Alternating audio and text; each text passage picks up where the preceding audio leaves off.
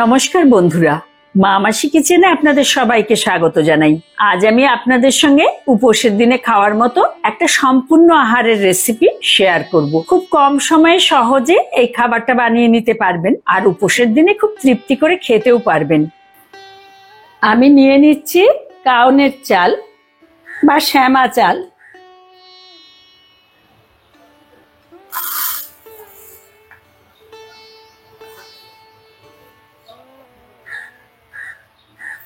আমি এখানে 2/3 কাপ কাউনের চাল নিয়ে নিয়েছি।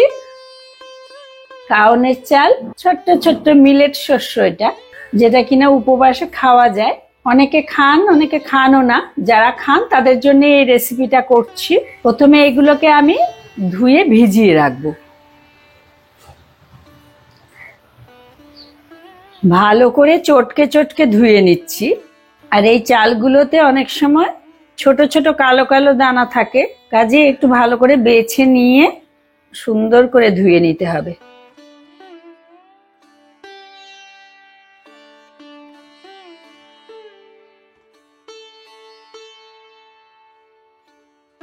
পরিষ্কার জল বেরোনো পর্যন্ত 3-4 বার আমি ভালো করে ধুয়ে নিয়েছি। এবার জল দিয়ে ভিজিয়ে দেব। অবশ্যই ভিজিয়ে রাখবেন, হজমের জন্য এই শস্যটা ভিজিয়ে রাখা খুব প্রয়োজন। আমি এখন ঢেকে রেখে দেব খানিকক্ষণ সময়। আমি এখানে কিছু সবজি নিয়ে নিয়েছি। একটা ঝিঙে, একটা কাঁচকলা, 2টো পটল, এক টুকরো কুমড়ো আর একটা ছোট আলু। আমি এই সবজিগুলো প্রথমে কেটে নেব, তবে ঝিঙে আর কাঁচকলা আমি গোটা দেব না, এর থেকেও কম দেব। আমি পুরো ঝিঙেটার থেকে এইটুকুকে অংশ কেটে নিলাম।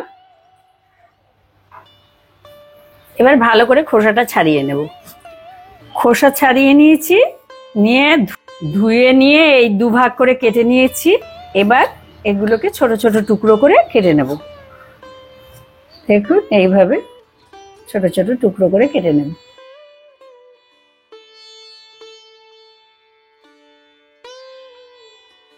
আপনারা আলুটা বেশিও দিতে পারেন, আমি একটা ছোট আলু দিয়েছি। প্রথমে খোসাটা ছাড়িয়ে নিচ্ছি। খোসা ছাড়িয়ে ধুয়ে নিয়েছি। এখন আমি এটাকেও ছোট ছোট টুকরো করে কেটে নেব। এই যে এরকম করে কেটে নিলাম, আবার একটু ধুয়ে নিয়ে রাখছি। কাঁচকলাটাও কেটে নিচ্ছি। আমি কাঁচকলার হাফ অংশ নিচ্ছি, অর্ধেকটা নিলাম কাঁচকলার। এটার খোসাটা ছাড়িয়ে নেব।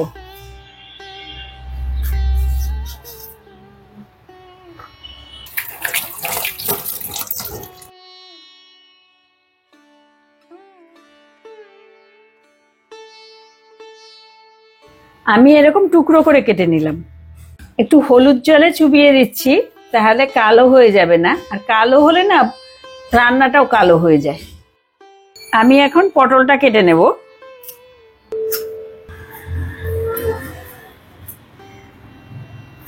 খোসাটা ছাড়িয়ে নিলাম, ধুয়ে আর বটিটাকে একটু মুছে নিলাম। কাঁচকলা কেটেছিলাম তো, নালে এই সবজির মধ্যেও কালো লাগবে। এইবার এটাকেও টুকরো করে কেটে নেব।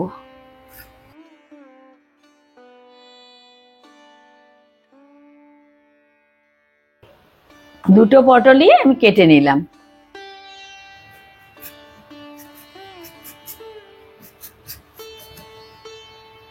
কুমড়োটারও খোসা ছাড়িয়ে নিলাম, নিয়ে এটাও পিস পিস করে কেটে নেব।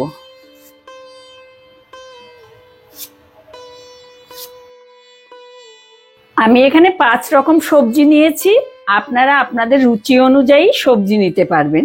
যে কোনো সবজি আপনারা কিন্তু ব্যবহার করতে পারেন, যেগুলো আমরা সেদ্ধ খাই। আমি 1.5 ঘন্টা মতো ভিজিয়ে রেখেছিলাম। এখন কিছুটা ভিজেছে, আরো বেশিক্ষণ ভিজিয়ে রাখতে পারলে ভালো, কিন্তু আমার কাছে আর সময় নেই। আমি এবার এটার জলটা ফেলে দিয়ে রেখে দেব।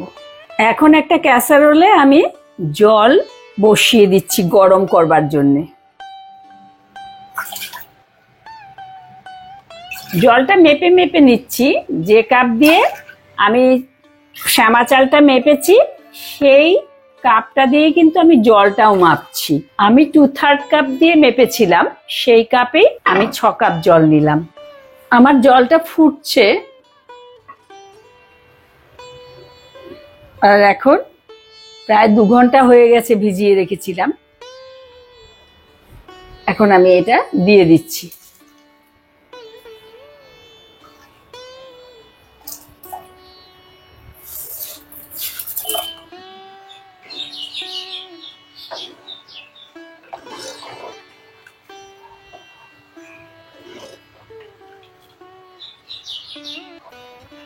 একটুখানি ফাঁক করে ঢাকা দিলাম।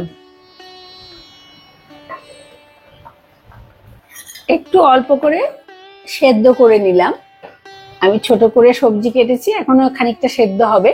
এবার আমি দিয়ে দেব সবজিগুলো। আলুগুলো প্রথমেও দিয়ে দেওয়া যেত, আর বাদ বাকি সবজিগুলো এখন দিচ্ছি।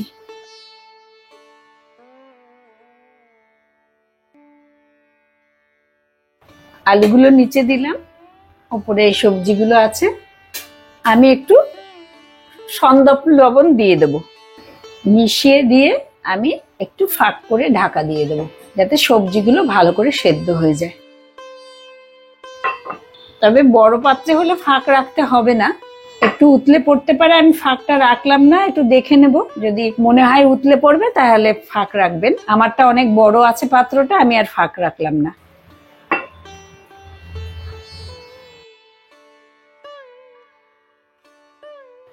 মোটামুটি আলু যদি সেদ্ধ হয়ে যায়, সব সবজিও তাহলে সেদ্ধ হয়ে যাবে। তাই আমি চেক করব আলুটা। প্রচন্ড গরম, আমি একটা চামচ দিয়ে চেক করে নিচ্ছি। হয়েছে, আর একটু হলেও হবে। এই যে গলে গেছে মোটামুটি, আর একটুখানি রেখে দেব। গরমে থাকতে থাকতেও কিন্তু হয়ে যায়। আমি এখন এটাকে ঢাকা দিয়ে রাখছি, আর আমার আঁচটা কিন্তু সিমে আছে। আরো 2 মিনিট আমি ঢাকা দিয়ে রেখে দিয়েছিলাম, একদম হয়ে গেছে। আমি এবার গ্যাসটা বন্ধ করে দিচ্ছি। এরকম পাতলাই কিন্তু করবেন, এর থেকে ঘন করবেন না, তাহলে কিন্তু দলা পাকিয়ে যাবে। এটাই ঠান্ডা হলে পরে অনেক বেশি শক্ত হয়ে যাবে। এটা ঠিক আছে, গরম গরমই এটা খেতে হবে। আমি পরিবেশন করে দিলাম। আপনারা উপোসের দিনে এই খাবারটা বানিয়ে দেখতে পারেন। খুব কম সময়ে কম খাটুনিতে পেট ভরা পুষ্টিকর এই খাবারটা বানিয়ে নিতে পারবেন। উপোসের পরেও এই খাবারটা কিন্তু খুব তৃপ্তি করে খাওয়া যায়। রেসিপিটা কেমন লাগলো আমাকে কমেন্ট করে অবশ্যই জানাবেন। ভালো থাকবেন, সুস্থ থাকবেন। নমস্কার।